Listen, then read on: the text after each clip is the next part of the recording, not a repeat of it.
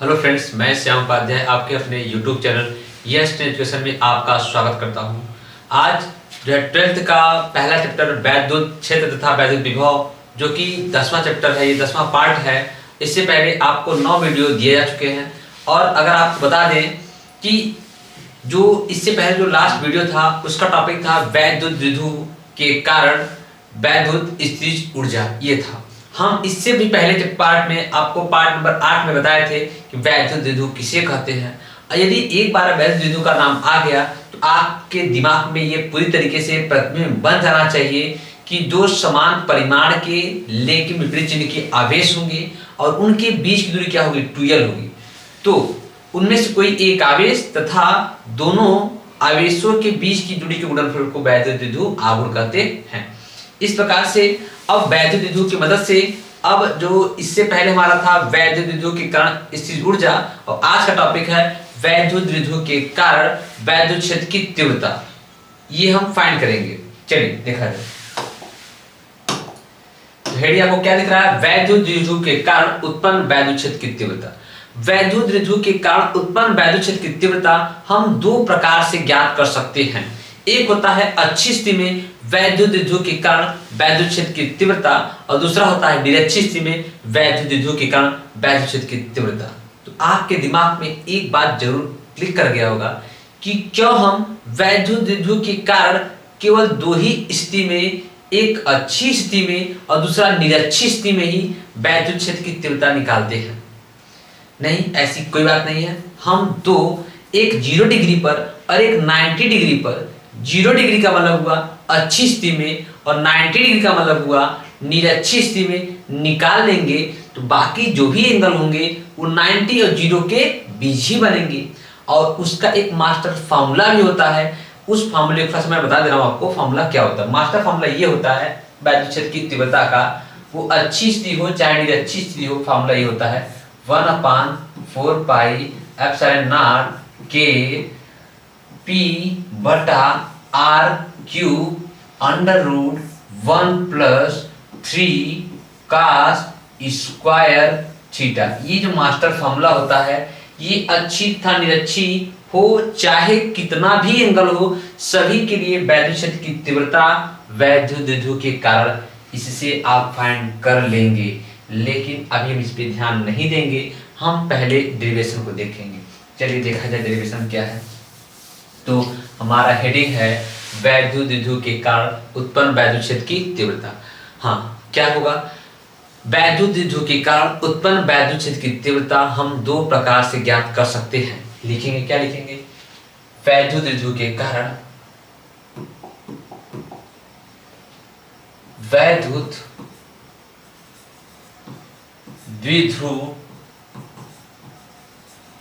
द्विध्रुव के कारण उत्पन्न वैद्युत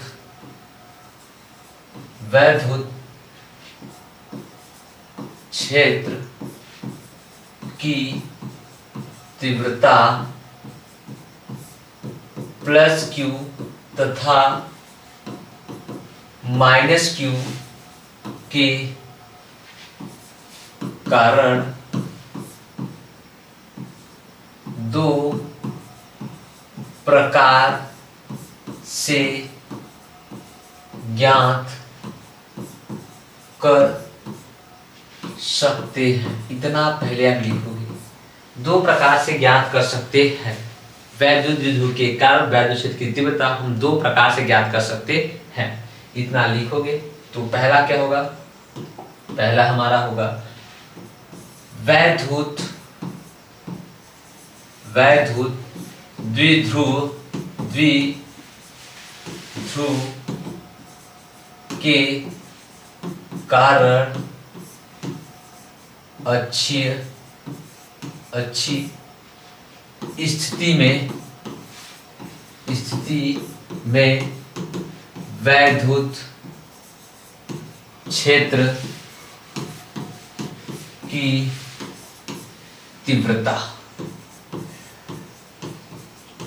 दूसरा हमारा क्या होगा? वैद्युत द्विध्रुव के कारण निरक्षीय स्थिति में वैद्युत क्षेत्र की तीव्रता। इस प्रकार से हम दो प्रकार से ज्ञात कर सकते हैं, अच्छी स्थिति में वैद्युत क्षेत्र की तीव्रता और निरक्षीय स्थिति। आज का हमारा जो हेडिंग है वह वैद्युत द्विध्रुव के कारण अच्छी स्थिति में वैद्युत क्षेत्र की तीव्रता। चलिए हम इसी हेडिंग पे बात करेंगे। तो इस प्रकार से दो हेडिंग होगा हमारा, वैद्युत द्विध्रुव के कारण वैद्युत क्षेत्र की तीव्रता दो प्रकार से ज्ञात कर सकते हो, अच्छी स्थिति में, दूसरा निरक्षीय स्थिति में। अब हम बात करेंगे, पहला हमारा जो हेडिंग है वैद्युत द्विध्रुव के कारण अच्छी स्थिति में वैद्युत क्षेत्र की तीव्रता, इसको मिटाते हैं।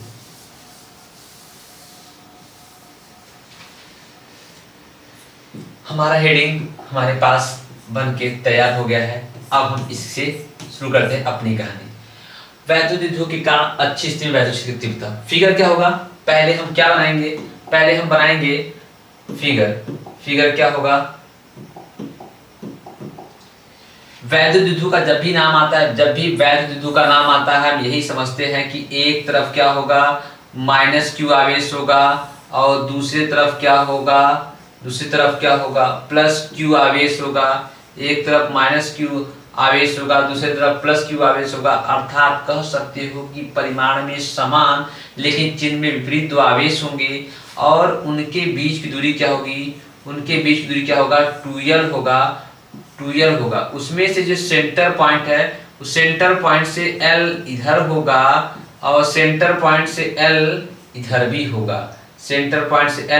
होगा, इस प्रकार से 2l होगा। और हेडिंग क्या है, अच्छी स्थिति में वैद्युत क्षेत्र की तीव्रता निकालनी है। अच्छी स्थिति का मतलब क्या हुआ कि इसका अक्ष कौन सा है, इसका अगर हम अक्ष की बात करें तो इसके अक्ष की बात करें, अक्ष इसका ये है इसका अक्ष, ये है इसका अक्ष। इसी स्थिति पर आपको क्या निकालनी है, इसी अक्ष पर अच्छी स्थिति में वैद्युत क्षेत्र की तीव्रता निकालनी है। अब अगर आपको किसी बिंदु P पर कहाँ निकालनी है, लिखो, कैसे लिखोगे वैद्युत द्विध्रुव के कारण अच्छी स्थिति में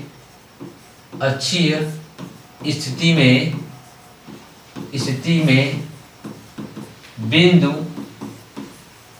P पर वैद्युत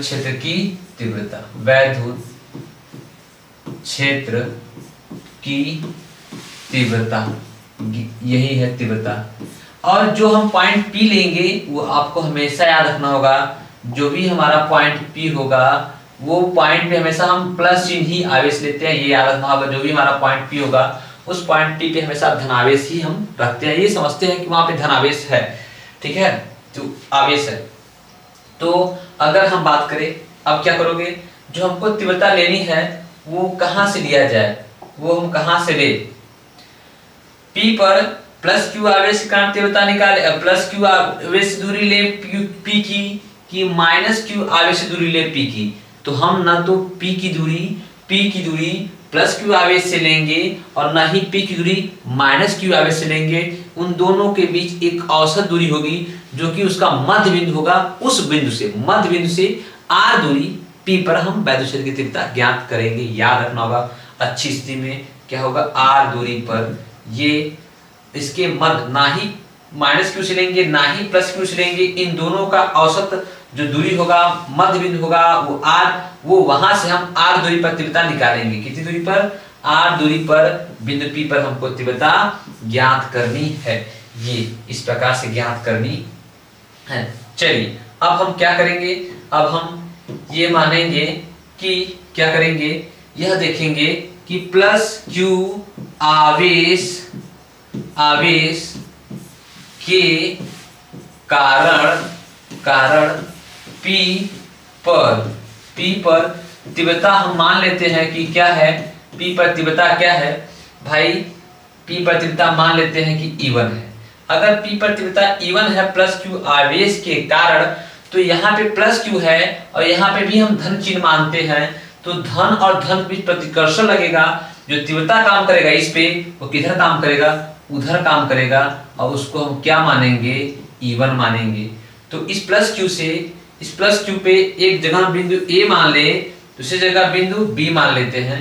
तो इस B से P की दूरी जो होगी, तो BP जो दूरी होगा, BP जो दूरी जो मानेंगे वो क्या आएगा, क्योंकि यहाँ से यहाँ हमारा R है और यहाँ से यहाँ हमारा L है, तो यहाँ से यहाँ निकालना होगा।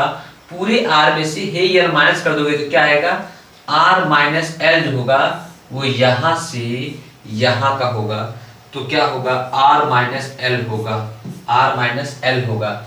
इस प्रकार से अगर हम E1 तीव्रता निकालें, क्या निकालेंगे, E1 के कारण प्लस Q आवेश के कारण P पर तीव्रता जो E1 होगा उसका मान क्या होगा, क्योंकि तीव्रता का फार्मूला होता है 1/4 pi epsilon not K Q/R², तो वही यहाँ भी लिखेंगे 1/4 पाई एप्सिलॉन नॉट K, आवेश क्या होगा Q, और R स्क्वायर मतलब दूरी क्या है, R माइनस L है, तो हम वही दूरी लेंगे R माइनस L का होल स्क्वायर। इक्वेशन हमारा फर्स्ट हो जाएगा।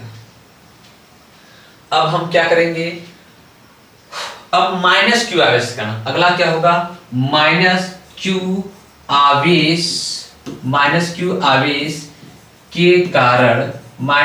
आवेश के कारण P पर तीव्रता हम मानेंगे, वो तीव्रता क्या होगी, वो तीव्रता हमारा होगा E2, तीव्रता क्या होगा, E2 होगा।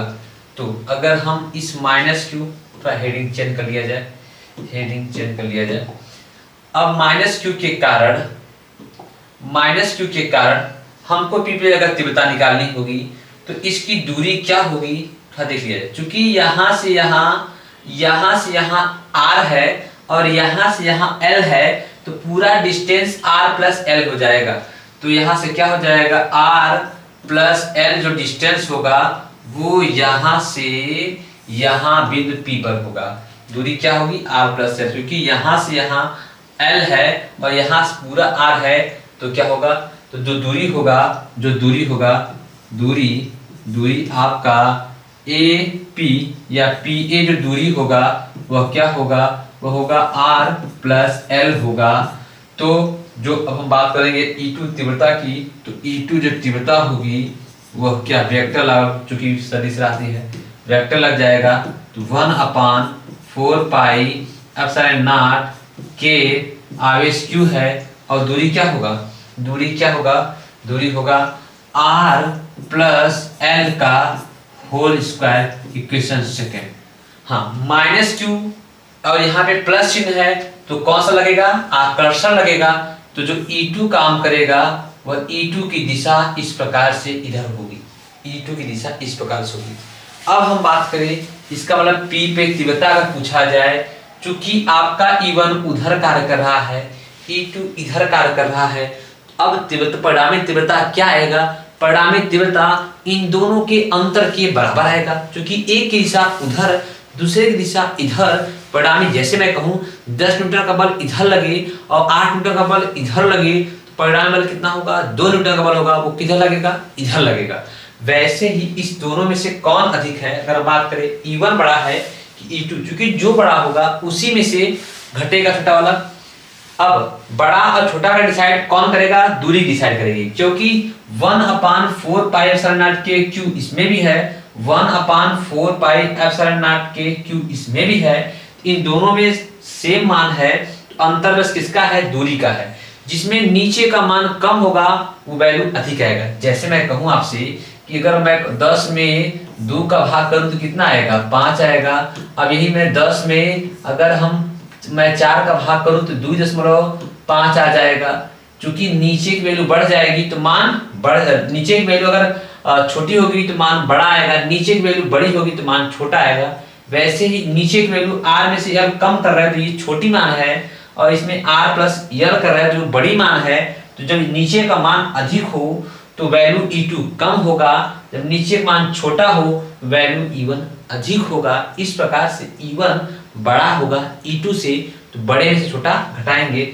चलिए देखा जाए, तो इस हिसाब से E1 क्या है, E1 वेक्टर E1 चूंकि बड़ा है E2 से, चूंकि E1 में यहाँ लिखोगे, चूंकि E1 में जो है, E1 में क्या है R माइनस एल है, और E2 में जो है R माइनस एल का स्क्वायर था, ये वाला था, इसमें था।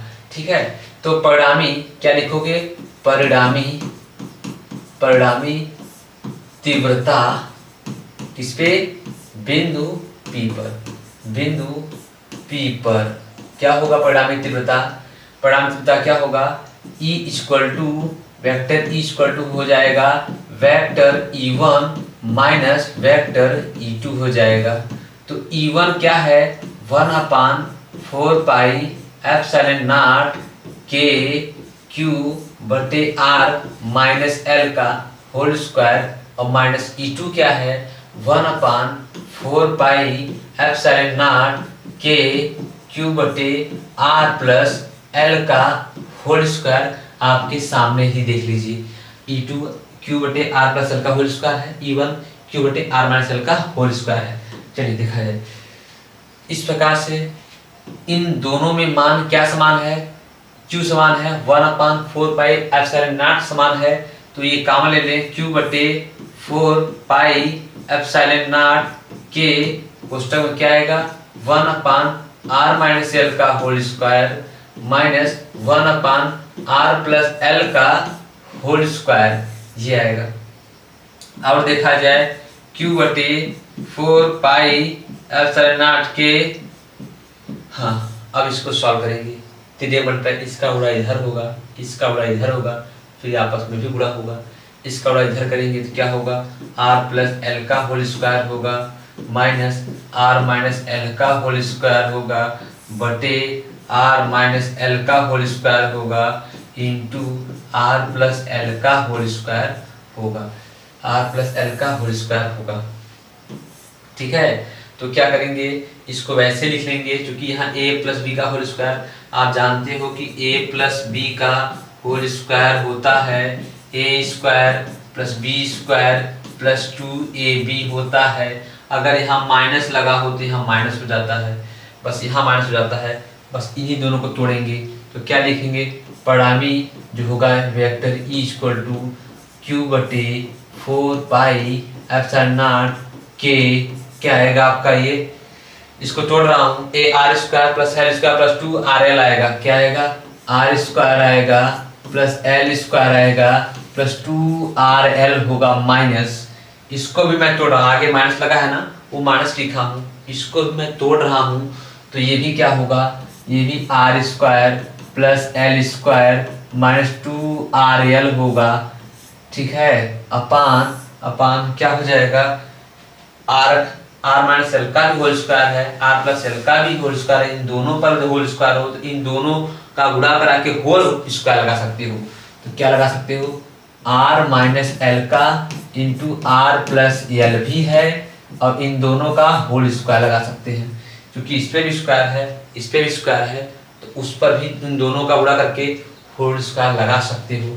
जैसे देख लो, मैं कहूँ 2 पर स्क्वायर है गुणे 3 पर स्क्वायर है, तो 2 दूनी 4, 3 त्रिका 9, 9 चौका 36, या ऐसे लिख सकते हो कि क्या लिख सकते हो, इसको लिख सकते हो कि 2 और 3 दोनों का आपस में पहले गुणा करा लो, गुणा करा के इसके बाद होल स्क्वायर लगा दो, 3 दूनी 6 का होल स्क्वायर कितना है, 36, फिर वही आया कि नहीं आया, बस मैं वही आपको दिखाना यहाँ चाहा, यहाँ क्या दिखाना चाहा, यहाँ मैं आपको यही चीज दिखाना चाहा, बस चलिए, E इक्वल टू क्या हो जाएगा, vector E equal to Q upon 4 pi epsilon not के, और जब माइनस में गुणा करो तो क्या होगा, R square plus L square plus 2RL minus R square minus L square, और माइनस क्या हो जाएगा, प्लस 4, माइनस में प्लस हो जाएगा प्लस 2RL अपान, चूंकि यहाँ a माइनस भी है a प्लस भी है, तो एक क्वेश्चन में a माइनस बी हो, अगर एक क्वेश्चन में a माइनस बी हो, दूसरे क्वेश्चन में a प्लस बी हो, तो होल क्या आ जाता है a square minus B square आ जाता है। वहां भी a square a minus B है, a प्लस बी है, तो क्या हो जाएगा R square minus L square हो जाएगा। और इस दोनों ये R square minus L square यहाँ बन गया होल स्क्वायर, तो होल स्क्वायर इसको भी लिखोगे। तो यहाँ देख रहे हैं ये इससे कटा, ये इससे कटा, तो थोड़ा सा हेडिंग चेंज कर लिया जाए।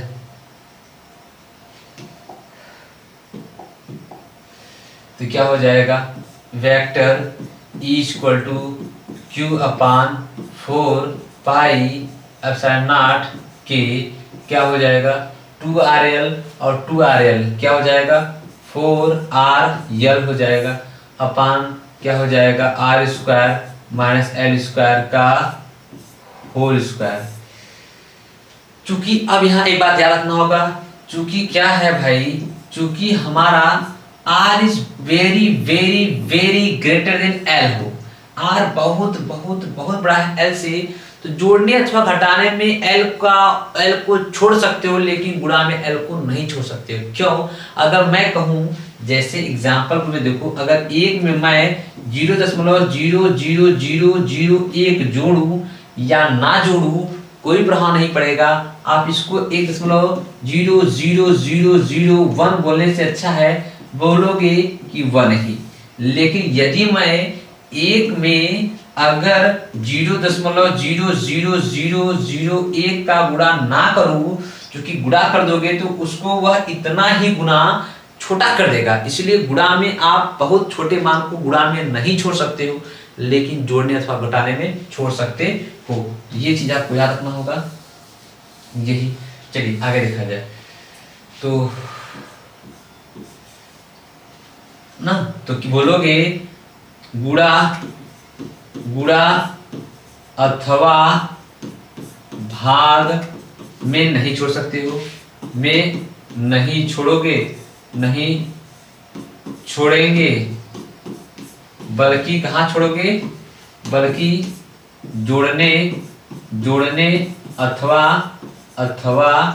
कहाँ घटाने में, अथवा घटाने में छोड़ने पर, जोड़ने अथवा घटाने में छोड़ने पर इतना आप छोड़ सकते हो। तो अब क्या करोगे, यहाँ जोड़ने अथवा घटाने में यहाँ छोड़ दोगे, लेकिन वहाँ नहीं छोड़ोगे।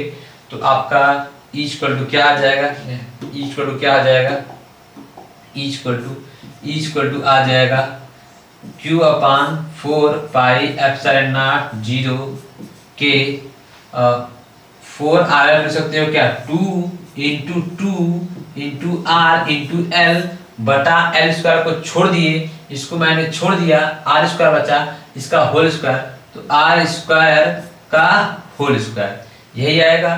तो इसको क्या रखोगे, यहाँ 2 है और L है और ये Q है, एक साथ ले लो, तो क्या बन जाएगा ये आपका, ये बन जाएगा आपका 2, ये वाला 2 है बाहर ले लिया और इंटू R भी बाहर ले लिया, बचा क्या है वाला 2L, ये तो क्या आया 2QL अपान, यहाँ नहीं हो पाएगा, इसको नेक्स्ट पेज में देखा जाए, नेक्स्ट पेज में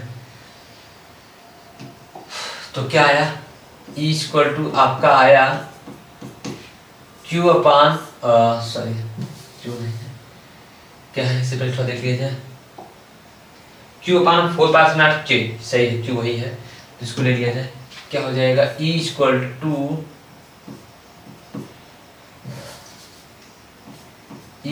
टू आ जाएगा आपका Q upon 4 pi epsilon not K 2 into R into 2L ले लिया बटे R की पावर 4 है, एक R इस R से कट जाएगा, तो इस प्रकार से हमारा क्या हो जाएगा 2L इंटू Q ले लेंगे, 2 तो रहेगा ही, इंटू 2LQ बटे 4 pi epsilon not K into R cube है। चूंकि आप जानते हो कि बलयुग्म का आघूर्ण vector P equal to 2QL होता है, तो इसके जगह पे P लिख सकते हो। तो इस प्रकार से परिणामी हमारा जो तीव्रता आया 1/4 पाई एप्सिलॉन नॉट K आया, और ये 2 है, इस 2 को लिख लिए और इसके जगह पे P आ जाएगा, P लिख लिए बटे R का क्यूब।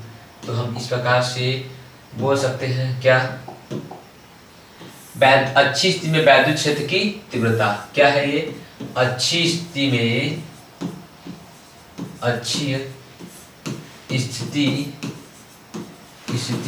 में वैद्युत द्विध्रुव, यहां लिखना भी पड़ेगा, द्विध्रुव के कारण तीव्रता क्या है भाई, ये है आपका अच्छी स्थिति में वैद्युत द्विध्रुव के कारण तीव्रता वेक्टर E इक्वल टू, ये आपका फॉर्मूला होता है। तो इस प्रकार से ये भी डेरिवेशन कंप्लीट हुआ। अब इसके बाद अगले लेक्चर में हम नेक्स्ट डेरिवेशन में निरक्षीय स्थिति में वैद्युत क्षेत्र की तीव्रता को देखेंगे। आपको साथ में मैं मास्टर फॉर्मूला बता दे रहा हूँ, क्या होता है मास्टर फॉर्मूला इन सब का, अच्छी हो चाहे निरक्षीय का फॉर्मूला, मास्टर फॉर्मूला क्या होता है, 1/4 पाई एप्सिलॉन नॉट के और P बटे R cube under root 1+3 cos square theta. ये आपका मास्टर फॉर्मूला, ये अच्छी हो चाहे निरक्षी दोनों के लिए कार्य करेगा। हमारे बोर्ड एग्जाम के लिए ये फॉर्मूला कंप्लीट हुआ। यदि आपको अच्छा लगे तो लाइक करिए, कमेंट करिए। Thank you watching for this video.